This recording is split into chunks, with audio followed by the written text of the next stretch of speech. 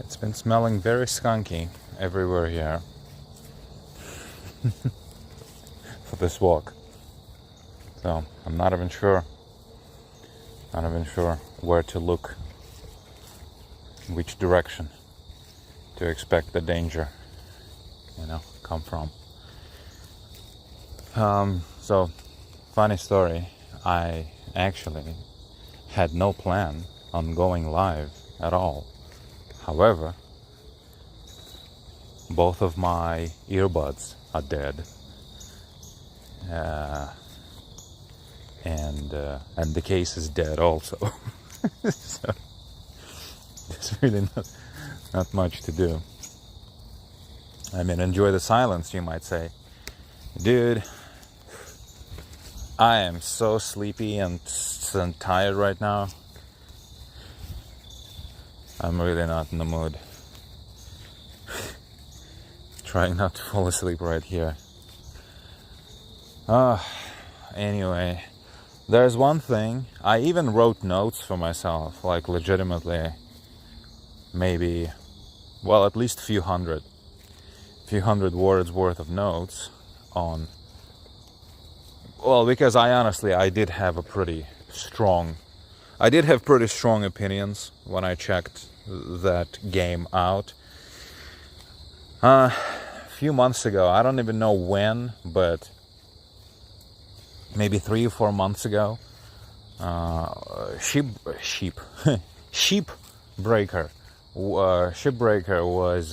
was free on Epic, and a couple months ago I checked it out. I couldn't bother actually installing it. I think I did install it once, and then I never got around to play it. Like, it was just on my computer for months, and I eventually was like, you know what? Like, it doesn't seem like I'm ever gonna play this, so I just uninstalled it. And a few months ago, I played a couple of hours of it through GeForce Now on my phone. I think during like blackout or something like that. Actually, no, it wasn't during blackout. It was I think I didn't have any games, any emulator games on my phone at that point, because I tend to delete them after I'm done with them, because I don't really have that much space on my phone, storage, I mean. And yeah, I needed to test. I wanted to test how my new Xbox controller was working, because basically, a funny thing is that if you want to use an Xbox controller on Android, you can only, you should either get a third-party one that can be fully remapped, or you need to specifically only use Bluetooth. You cannot use wire. And for the longest time, the only controller I had was a wired A-Power third-party Xbox controller, which, by the way, I like much better than what Microsoft themselves are doing. But sticks are complete trash on those A-Powers. I barely even gamed, and I don't know, I probably gamed like a couple of hundred of hours, and the left stick was just completely dead. It was drifting, it was registering in completely wrong directions.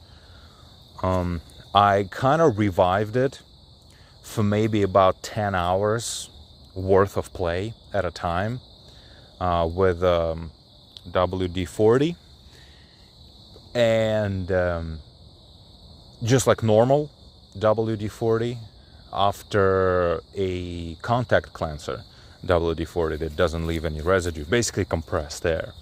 So I first cleaned it, then I tried just purely cleaning it. Purely cleaning it doesn't work, because basically your stick will just start like corroding. Your stick will start be very heavy to use. It will not auto center. It'll start getting stuck, literally, and it'll like literally start squeaking. So then I added a little bit of like normal WD-40, and that thing probably worked for about like 10 more hours, good as new. and then it stopped working again. It broke again. I cleaned it again, I basically did the whole thing 3 more times. And the second time it did work. Third time, nope, it no longer resurrected. It actually didn't fix the problem, it made it worse. Like, that's it. You know, controller is now useless. I mean, unless you play like maybe PS1 game and you're okay using D-pad. And sometimes I do play PlayStation 1 games. Like, in case you don't know, PlayStation 1 games, barely any of them. Despite the fact that PlayStation 1, the DualShock controller of PlayStation 1 actually did have a mode, right, the analog mode, where the system fully distinguished between the D-pad and the analog sticks. But because originally the console came out without the analog sticks, all the games, like 99.9999% of PlayStation 1 games, were made to just be played with the D-pad. Like, analog stick, you know, in most cases it was just like emulating D-pad anyway, so it was not like proper 360 degree, you know, movement. And only a few games actually supported it. If you remember, you might, like, not a lot of people remember, but DualShock 2, the controller of PlayStation 2, actually had the like analog switcher on itself that literally did nothing if you just played a PlayStation 2 game. But Sony, back in the day, was completely obsessed with backwards compatibility, and basically what that thing did, it's the relic from DualShock 1, where you could turn those sticks on and off, right? And on PlayStation 2, basically what it does is that, like, when you play a PlayStation 2 game, I don't even think that's an option. I don't think that button does anything. I don't remember, at least. I'm sorry guys, it's been a while since I had actual PlayStation 2 hardware. You know, I was very young when the whole thing was taking place. I wasn't even 20. And yeah, essentially, it would switch the stick it would swap between 2 modes for the stick, a digital and analog. Analog is what you think of when you think of analog stick these days, right? And digital is when the whole thing is literally just an emulation of the D-pad. So it's like, think of like a WASD buttons, right? Like remapped on a stick, right? So you still don't get like real stick movements, right? It's just like 8 directional movements, but remapped onto the stick. So that's the digital mode for it. And most PlayStation 1 games were operating in that mode one way or the other. Like, it doesn't matter, you know. Like, even if you play in the stick, even if you play in the analog mode, you can see that this is not real 360 degree movement. Like, it really isn't. So for PlayStation 1, honestly, like, if your left stick is completely busted, you can basically, like, if you absolutely have to find some use for that controller, right? It could still theoretically be used to play PS1 games. Or, I mean, even older consoles. But at that point, of course, the question arises, well, why cannot you, like, your D-pad is never gonna break, you know? At that point, you might as well just use your, like, good controller for everything. Like, why would you use the shitty one? So, yeah. Well, anyway, so a friend gave me his, one of his, he accidentally got a shit ton Xbox controllers, and I just wanted to test it real quick, like, and actually the only gaming thing on my phone was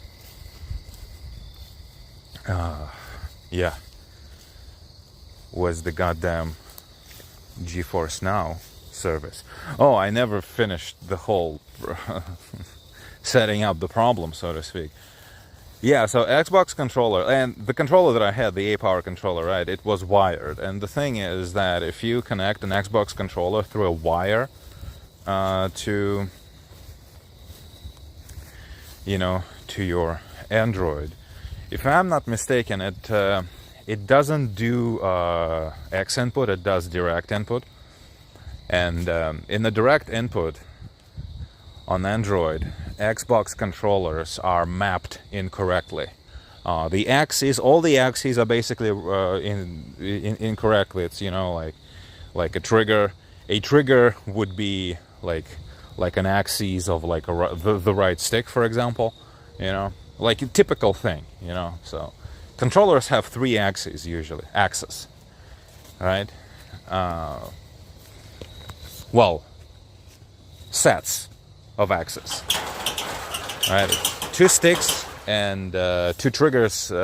Triggers is 1 axis usually.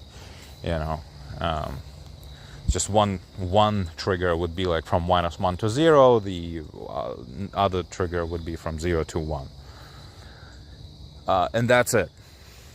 You know, we have 3 sets of axes, and they are mapped entirely incorrectly. And I think most of the buttons are mapped incorrectly also. Yeah, if you connect an Xbox controller to Android by wire. So I finally got myself like a real, quote-unquote, Microsoft, you know, controller. I connected it with Bluetooth just to see if, you know... Oh, and I couldn't play it because the whole thing needed to be remapped, and my phone is not rooted. I actually cannot root it for reasons I'm not going to go into. I need it to be unrooted for legal situation here. And essentially, yeah, I did end up playing a few hours of Morrowind on my phone eventually, so that was pretty funny. But also I checked out that goddamn Shipbreaker game. And Shipbreaker was a game that went relatively like semi-viral a few years ago. It was actually one of the original, you know these like fucking asset flip Unity games, like whatever, like Power Wash Simulator or House Flipper Simulator. And Shipbreaker was kind of like one of those more successful and well-known kind of like job simulators. And yeah, and the idea is that you take apart spaceships for salvage.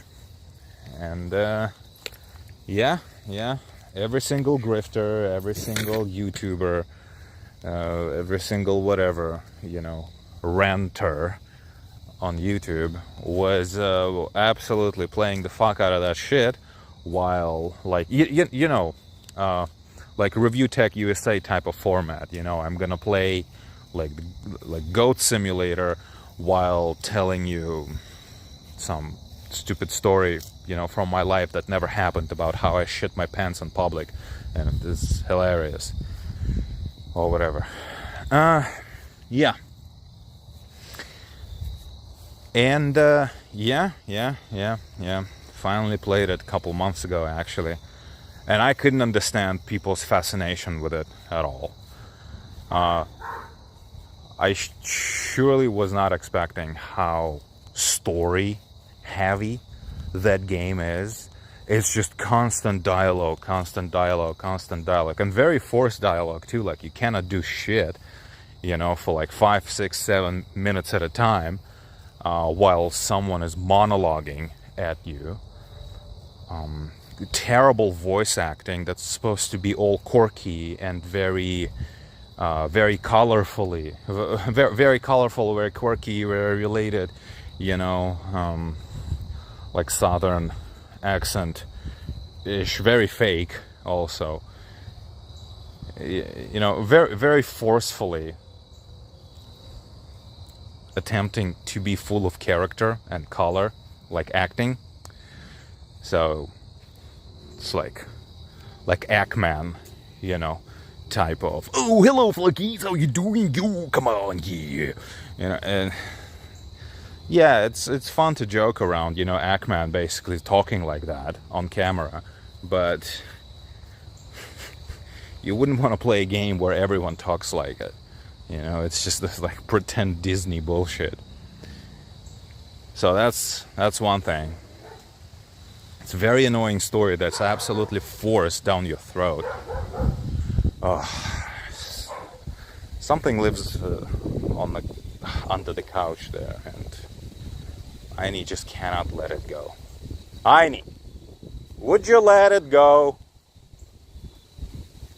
Let it go. Oh.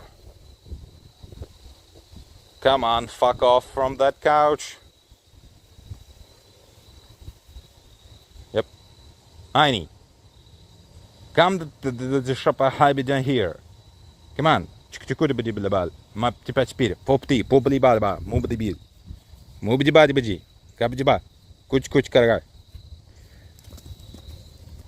doing like a... I speak in Borat to Aini all the time. Because he wouldn't appreciate if I talked to him in English anyway. So like, why bother?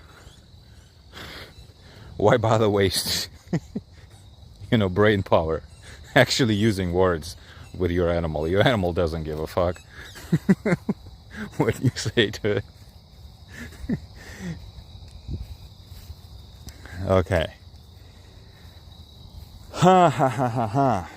Yeah, the game itself, I was not expecting the game to be like actually that bad and like low fidelity and cheap. I absolutely was not expecting it. I also did not expect that the developers didn't like even bother at all to make the game even slightly believable. The whole thing of well, obviously you're wearing like a spacesuit in that game, so your spacesuit during spacewalk obviously controls like what? Controls like spaceship. Okay, the problem though is that if you're gonna make me go do spacewalk and you're gonna give me like a proper spaceship controls, right? You have yaw and pitch are obviously tied to mouse, but there's this very weird delay in your mouse movement. That's, I mean, understandably why you have it, but it makes absolutely no sense. Honestly, it doesn't. Basically what you do, how the whole thing should have been done. Come on, Chiba.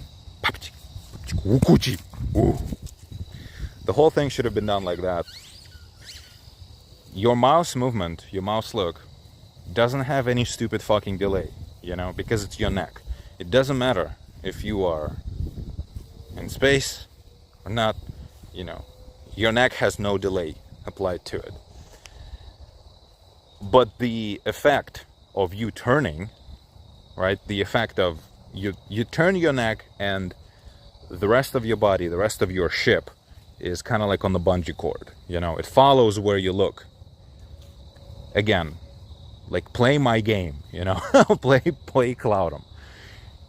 There's a little bit of delay between you point your mouse there and then your ship follows your mouse, but your ship doesn't, it's not welded to your mouse cursor, there's a little bit of delay. Like, I don't understand, if you're gonna make a game, and I think it's by focus, right? Like, are you fucking serious with me? Like, you guys couldn't bother like to make like a real game out of this? So what I'm trying to say is that like Shipbreaker isn't even a real game. I was not expecting it to be that.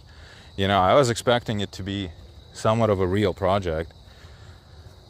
And it's honestly, dude, it controls so bad. The story is so annoying. The music is just banjo. I don't know, dude. Like, if you ain't Firefly, if you ain't Cowboy Bebop, don't fucking give me that, Western folk / like rock, music. Don't even try with blues, for fuck's sake. Don't even attempt doing anything like that. Slide guitar? No. Slide guitar in space. If you ain't Firefly, if you ain't Cowboy Bebop, just fuck off with that shit. Just stop it. I don't give a crap, Space truckers, maybe. That's it. Like, the 3 options. If you ain't that, don't even bother. Especially if your game doesn't have any real story, it doesn't have any real any real characters. It's just, this stupid job simulator thing that you can only do for 10 minutes at a time for some reason. Does that make the game more fun? I don't understand the point. And in the end, it's just characters talking to you, you know? It's just the story constantly walking up to your face and does the whole thing of, oh, dude, we have this, like, fucking fantastic story. Now, listen. Dude, like, if you're not gonna have actual story in the game, stop, like, stopping me every 10 minutes to tell me that there's story in this game. It is just so annoying. I have no idea what those devs were thinking. I have no idea how people, like, were actually taking that game seriously. Like, oh, dude, this is the new hot thing to do. And I think I even saw a couple of reviews by few people. I think even Worth a Buy played it on a couple of his videos as like a background gameplay while he talks about other shit or something like that. And I think he even did a proper review of it, and he said nothing, you know, of nothing like what I'm saying right now. Like, dude, that game is so lame. And another thing, so they did the whole space thing, right? They couldn't even bother to give you like proper fucking space physics. Space, for some reason, has friction in that game. I mean, I understand if you have like some kind of like stabilizers in your suit, right? So if you give yourself a roll, for example, you don't just keep rotating like that infinitely. In space, you would, right? But it's understandable that you would want some kind of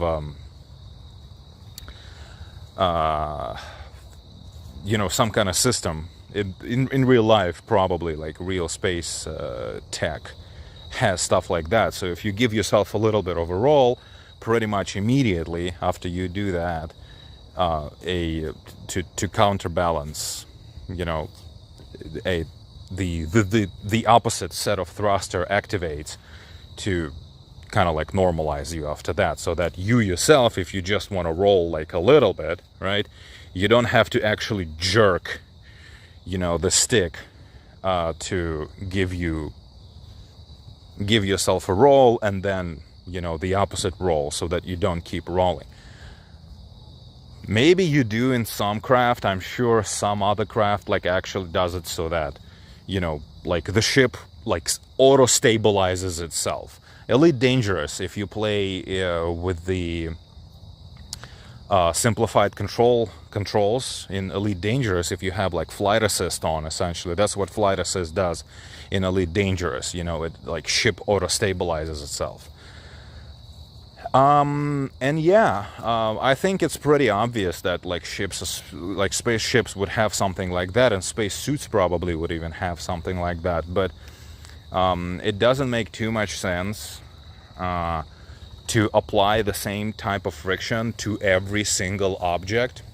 First of all, give me a flight model where there is no friction, because some of us have played Elite Dangerous and we're actually kind of used to, you know, play with like real space physics without assist.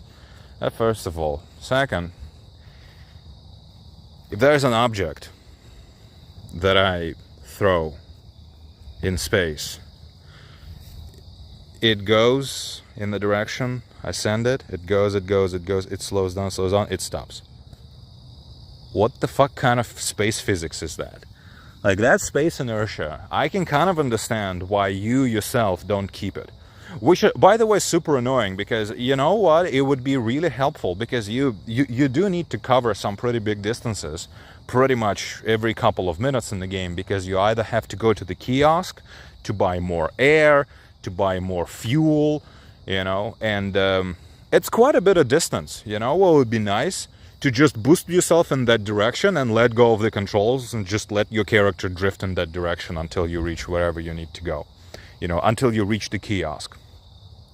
Why not? You know, wouldn't that be nice? And then from the kiosk, you need to go back to the ship you're dismantling. And like, yeah, wouldn't that be nice? Wouldn't that be freaking nice? If you could just like boost yourself in that direction and just let go of the controls and just, you know, just float there. You know, space physics. Nope, cannot do that. Not allowed. have to like fly around on constant thrusters. You know, the second you let go of any of your thrusters, you basically just immediately stop in space. That's not real space physics. Like, you're using Unity. You have physics built in. You don't even... I'm pretty sure that game uses Unity physics. It doesn't have its own physics. Like CLOUDOME, for example, I made my own physics for CLOUDOME because I didn't want, you know, those floaty, fake, you know, like pretend realistic physics. Because no matter how you tweak them, they're always going to feel goofy and like, you know, video gamey, havoc, unrealistic physics. You know, it's like, remember how cool Ragdoll was back in the day?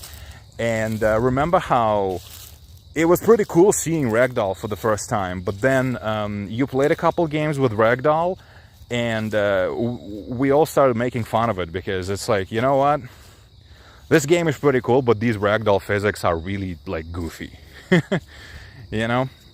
So it's the same thing with, like, proper rigid body physics of engines like Unity. Like, yeah, it's real physics and it's fully simulated, so if you need to do something physical, you know, with them, you absolutely can. But if you rely on them for everything, your game just ends up feeling very floaty, kind of weirdly delayed, floaty, and just generally kind of goofy. Again, Underworld Ascendant is the perfect example.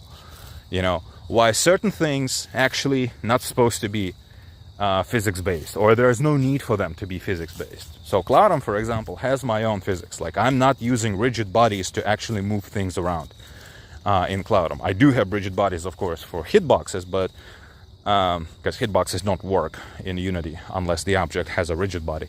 But like, no, you know, I can make it myself. Believe it or not, you can do it yourself. You can have things like inertia. You can make it yourself. You don't need like a fully fledged physics model.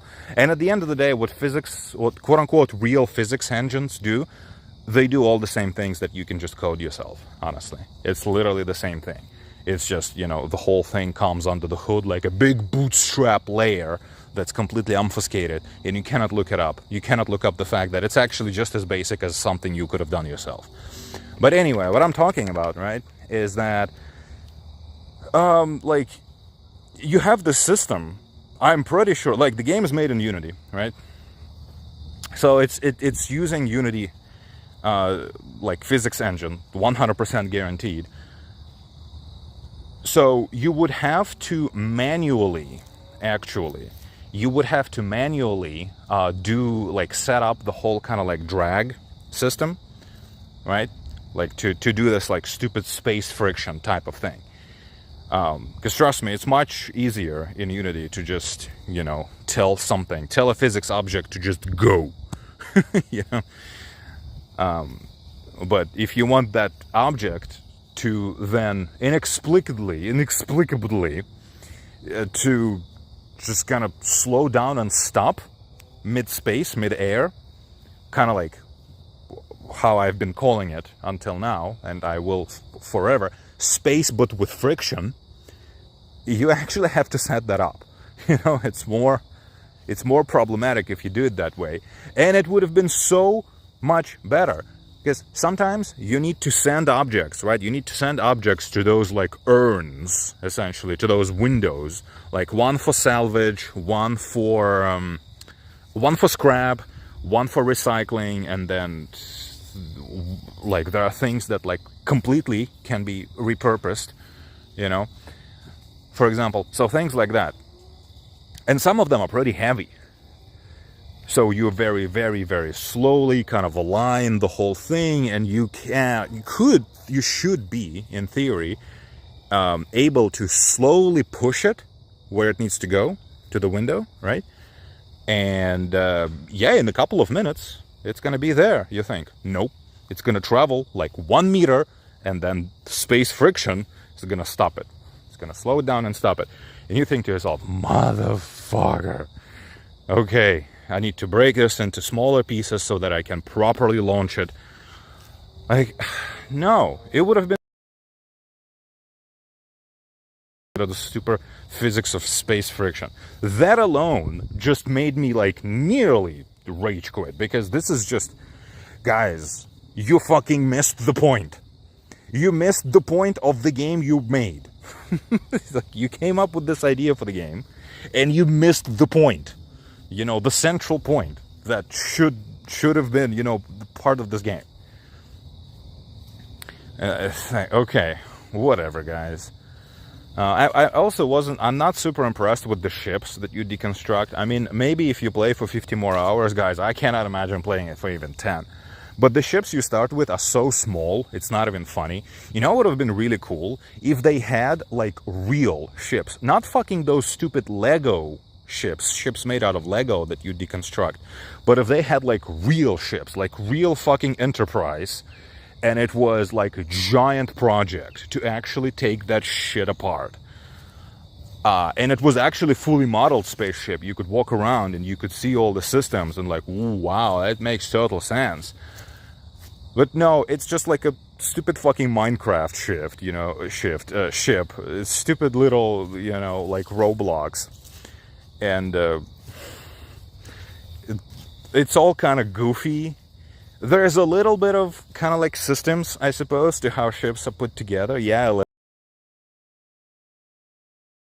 even remotely to where anyone could call it like immersive, you know.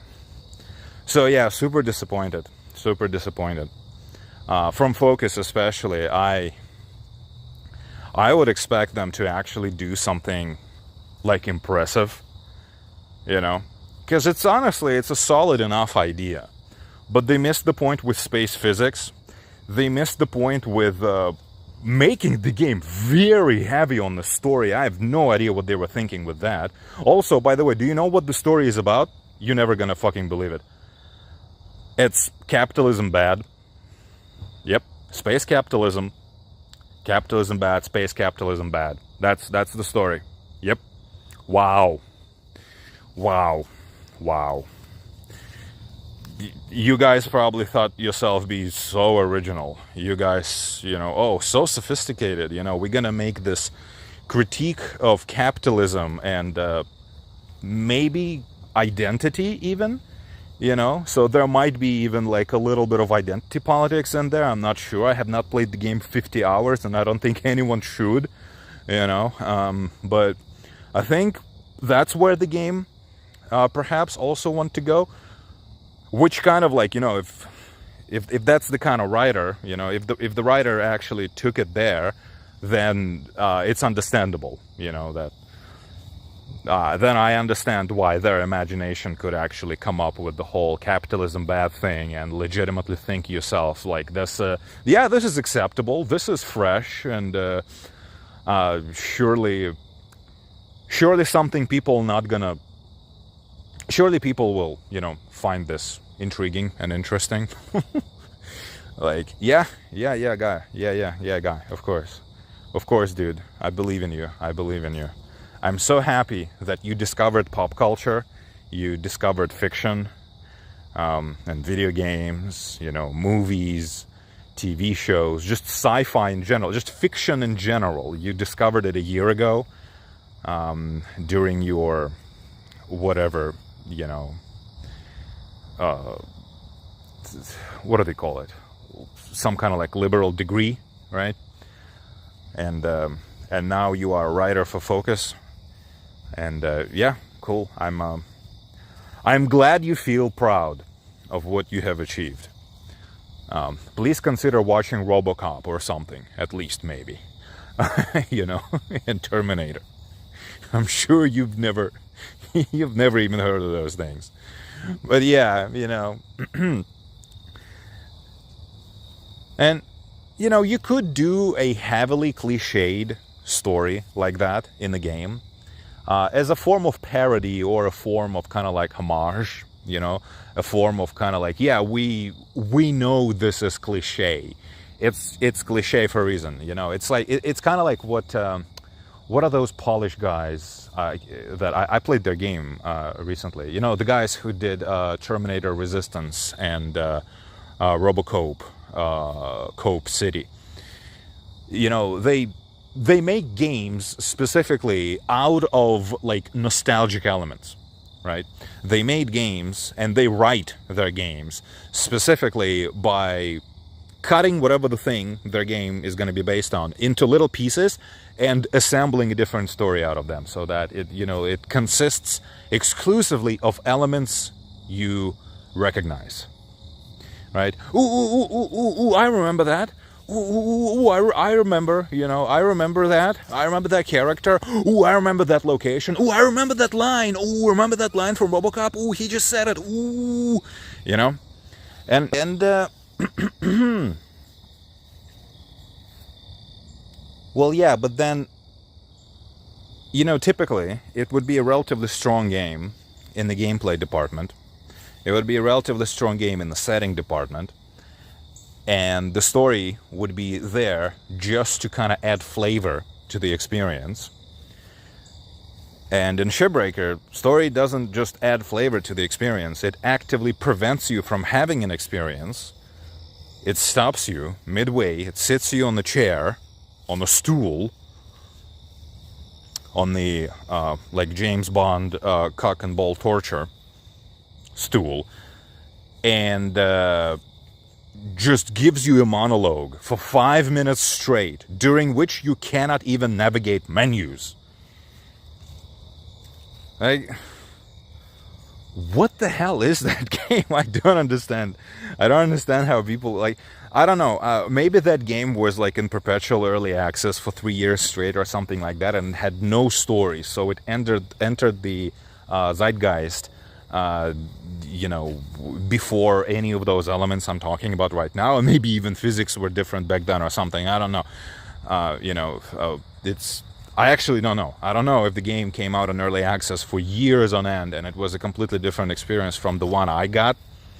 It's possible. If so, then, well, okay then, right?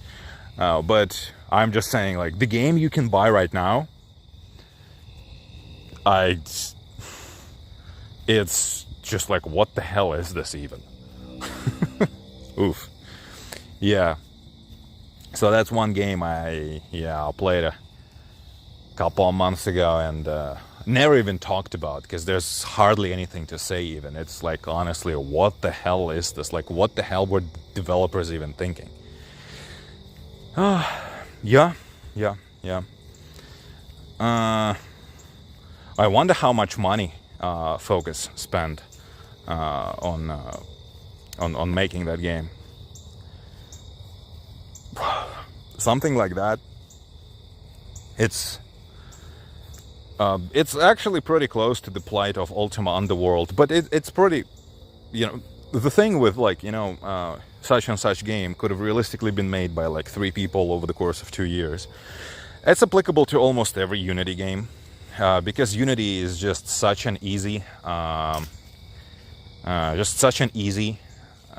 engine to use for a small team, and graphically, Unity games you talk about in this context, which may or may not have everything to do with those games being on Unity, are typically also very basic. Yeah, Unreal Engine, legitimately, you need a relatively big team or a shit ton of time if you want to make a game on Unreal by yourself, because the engine just does not. It's not made for one person, not even remotely. But Unity is pretty much made to be operated by one person. The Unity workflow is so much better than any other engine.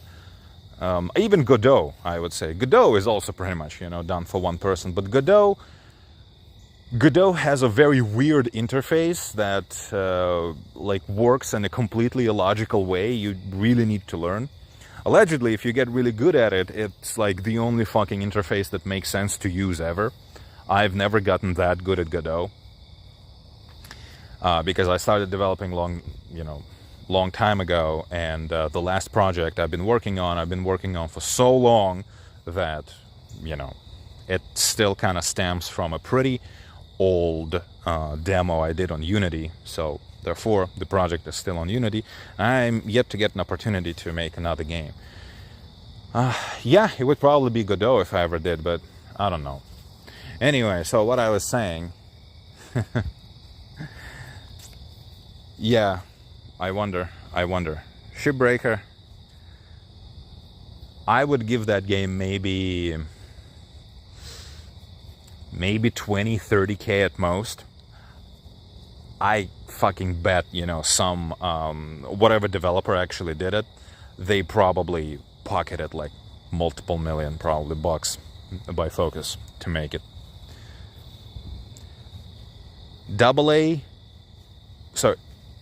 Single A/indie and AA games these days, guys, it's pretty much all just money laundering. I fucking promise you. And I remembered one thing. Should have addressed it. Should have maybe opened the video with it. I was talking about grifters in the previous video, and mentioned Synthetic Man as probably one of the most known video game culture grifters on YouTube, and I couldn't remember when exactly did I stop watching him and realize that not only he is a grifter, because he didn't originally start as a grifter. He was covering like all kinds of games, including some games that he legitimately kind of like enjoyed, semi at least. Let alone he originally started talking about like not even modern games, but all kinds of games, including older ones that he liked. But then, once he stopped doing that, and he started exclusively bitching about the modern, slop state of the video game industry, and doing it, from the position of this highly educated, highly sophisticated OG gamer, the hack tags started to appear like all over in front of my eyes every time I would watch a video of his. So, yeah, about 3 years ago, probably, I legitimately watched the last video of his, and since then, I clicked on probably like every other one, and I watched it, I kid you not, between like 10 seconds to maybe 2 minutes before just cringing, thumbing down, and closing. The only video of his that I've actually watched, because the length was just intriguing, was the Kingdom Come Deliverance 2 review. And yeah. The point where I checked out of that video is that Synthetic Man, who's supposed to be relatively intelligent, who's supposed to be not even a Zoomer, he pretends to be a millennial. Yeah, right. And he didn't know the word feign, like faint, right? But not faint like I'm fainting, right? Feign as in like a trick move, right? Like you feign doing a move that you're actually not going to do, right? I think he was pronouncing it as feinting or feeing. Like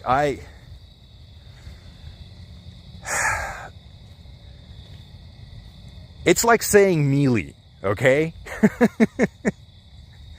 If you say feinting instead of feign, if you say melee instead of melee, it's kind of like, I understand if you just, if you've only read those words in your life, if you never talked to another person, in the community ever, I understand. It's understandable.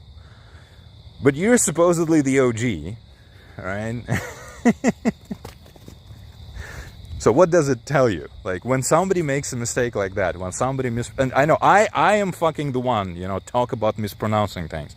But you know what I'm trying to say, right? It's the kind of mistake that can only be done by a hack and or a person who just, like, discovered this word like recently, and they read it and they don't know how to pronounce it, and they do their best, but they, oops, actually that's not how you do it, you know. And everyone who knows anything about video games knows how to say melee.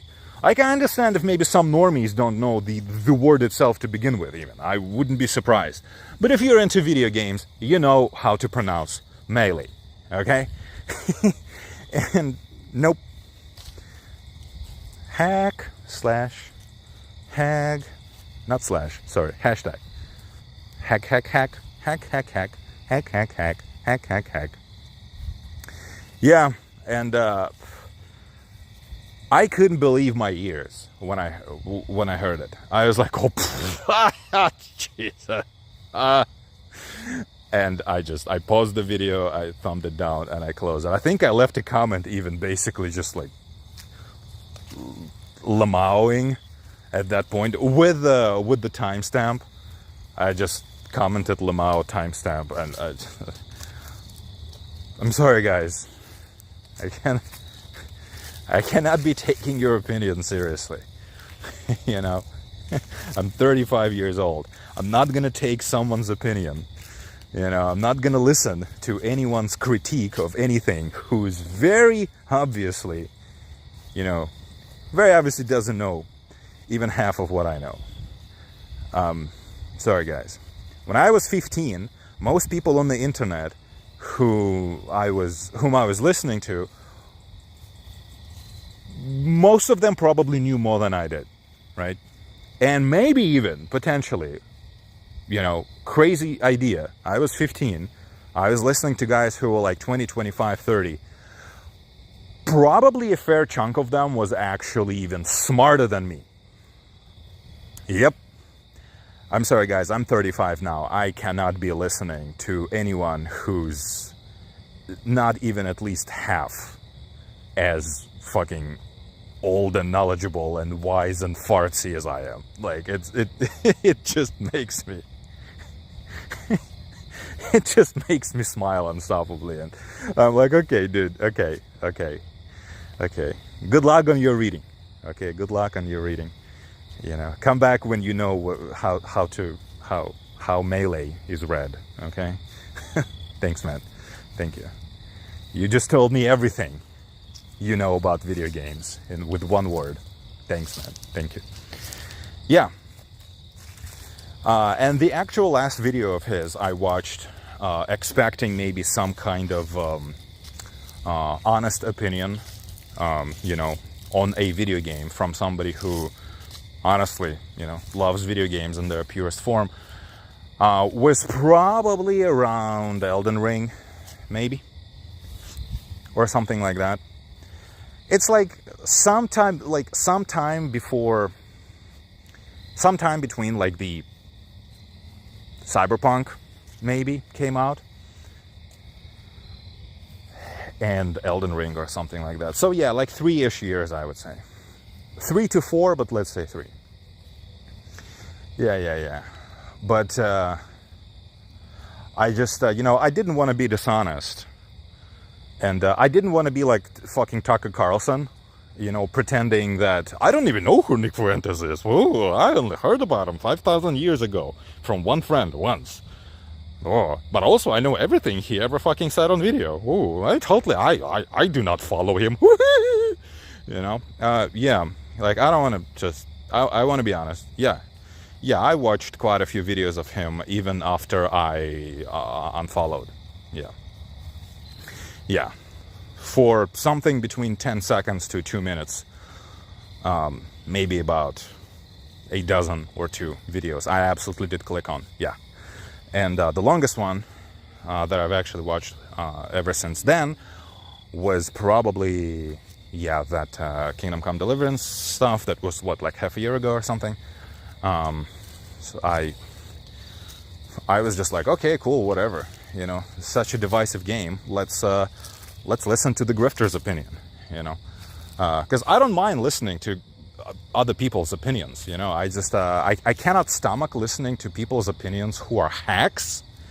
But just in general, like I love, you know, hearing people's opinions. Like, for example, the Mafia game. You know, half the grifters don't even have a concisive kind of like view on it, you know, because like half the grifters hated it, and the other half of the grifters actually say that, dude, the game is fucking based on shit. Love the game. So, like, what are you even? Pretty interesting, especially if it's something like I can already tell everything about it by just looking at it, right? But you learn so many. You learn so much about just kind of like modern consumer, I suppose, and also the pretend state of the pretend community by just analyzing different people's opinions. And sometimes you even get something truly interesting, like, you know, among grifters even there are very, very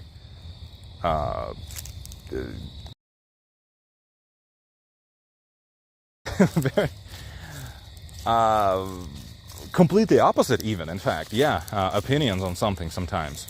Like, you don't often get that. And yeah, it was about 20 minutes into his video before I got reminded by him that I cannot. I cannot watch his videos anymore. Nope. No. No, dude. No. When you were just a dude giving your opinion on video games from a semi-assumed, you know, OG position, yeah, absolutely. You know, oh, you never played Devil May Cry 1? Oh, it's okay, dude. You know, that's not a crime necessarily. Yeah, but when you're when you assume like a grift position, you know, a position of somebody who knows everything, and then you don't know how melee is pronounced, like it's literally the first time in your life you're seeing the word. It's like, yeah, okay, OG gamer, thanks for your opinion. Thanks for your educated analysis. So yeah, just wanted to be honest, right? Okay. It's actually not that dark, but camera. Well, okay, let's be honest. It's pretty goddamn dark. But on camera, it's completely entirely dark. So I'ma go. Sorry about this whole rant. I know it was entirely aimless, but my earbuds were totally dead. So I needed to do something while Animu Chipu Chipuch is going on the walk. Right? Ooh. Okay. Bye-bye.